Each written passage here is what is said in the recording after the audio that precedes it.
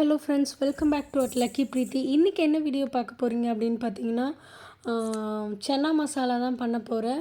இதுவும் வந்து late post தான். இது எப்பயோ எடுத்த வீடியோ. இது வந்து சாப்பர் வந்து வாங்கிட்டு வந்தாங்க ஹஸ்பண்டு. ஸோ நல்லாவே இது வந்து கிரைண்ட் பண்ணுச்சு. வேலை வந்து சிம்பிளாக முடியணும் அப்படின்னா நம்ம குயிக்காக வந்து அதை வந்து யூஸ் பண்ணிக்கலாம். ஸோ இதில் என்னென்ன வச்சுருக்கேன்னா, பட்டர், அதுக்கப்புறம் வந்து பிரியாணி மசாலாஸ், அந்த பட்டை, லவங்கம், கிராம்பு, அதெல்லாம், பச்சை மிளகா, இஞ்சி பூண்டு பேஸ்ட்டு, அதுக்கப்புறம் இது அந்த தேங்காய், முந்திரி, அதுக்கப்புறம் கசகசா அரைச்சி வச்சுருக்கேன். இங்கே வந்து வெங்காயம் வந்து நல்லா குட்டி குட்டியாக சாப் பண்ணி வச்சுருக்கேன். ஸோ இதை வச்சு நம்ம வந்து தக்காளியும் வந்து பேஸ்ட்டு அரைச்சி வச்சுட்டேன். இங்கே வந்து பார்த்திங்கன்னா சுண்டல், வேக வச்ச சுண்டலை வந்து கொஞ்சமாக அரைச்சி வச்சுருக்கேன். இப்போ வந்து நம்ம ஆயில் ஆட் பண்ணிவிட்டு பட்டரும் போட்டுக்கலாம். பட்டர் வந்து நீங்கள் பாதி போட்டுட்டு பாதி வந்து லாஸ்ட்டாக போடுங்க. அப்போ தான் அந்த டேஸ்ட் வந்து நல்லா தெரியும். இப்போ பார்த்தீங்கன்னா எண்ணெயில் வந்து பட்டர் பாதி போட்டிருக்கேன். போட்டுட்டு அதுக்கப்புறம் பச்சை மிளகா, அதுக்கப்புறம் பிரியாணி ஸ்பைசஸ் எல்லாத்தையும் ஆட் பண்ணிக்கலாம்.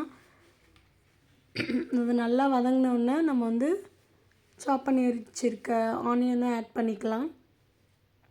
ஆனியன் ஆட் பண்ணிவிட்டு நல்லா வதக்கி விட்டுட்டு அதுக்கப்புறம் வந்து நம்ம போட வேண்டிய மசாலாஸ் எல்லாத்தையும் ஆட் பண்ணிக்கலாம். நான் வந்து சில்லி பவுடரும் காஷ்மீர் சில்லி பவுடரும் ஆட் பண்ணியிருக்கேன். அதுக்கப்புறம் டொமேட்டோ பேஸ்ட்டு இது ஆட் பண்ணிவிட்டு நல்லா கொதித்து வந்தவுடனே நம்ம வந்து தேங்காயும் கேஷ்யூ நட்லாம் போட்டு கிரைண்ட் பண்ணி வச்சுருக்கோம்ல, அதையும் ஆட் பண்ணிக்கலாம். அதுக்கப்புறம் அதையும் நல்லா மிக்ஸ் பண்ணிவிட்டு கலர் நல்லா சேஞ்ச் ஆகி வருது பாருங்கள். தேங்காய் வந்து கொஞ்சம் நல்ல இதுவாக இருக்கணும். அதாவது இளம் தேங்காவாக இருந்ததுன்னா அப்படியே திப்பி திப்பியாக இருக்கும்.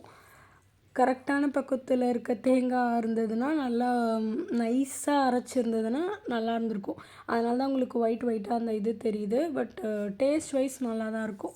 இப்போ பார்த்தீங்கன்னா நான் தண்ணி ஊற்றி கரைச்சி ஊற்றிருக்கேன். இது நல்லா கொதித்து வரும்போது நல்லா திக்காகிடும். ஸோ வந்து அன்றைக்கி வந்து நாங்கள் சப்பாத்திக்கு தொட்டுட்டு பேலன்ஸ் இருக்கிறத இதை வந்து சன்னா மசாலா மாதிரி போட்டு சாப்பிட்டோம். தேங்க்ஸ் ஃபார் வாட்சிங்.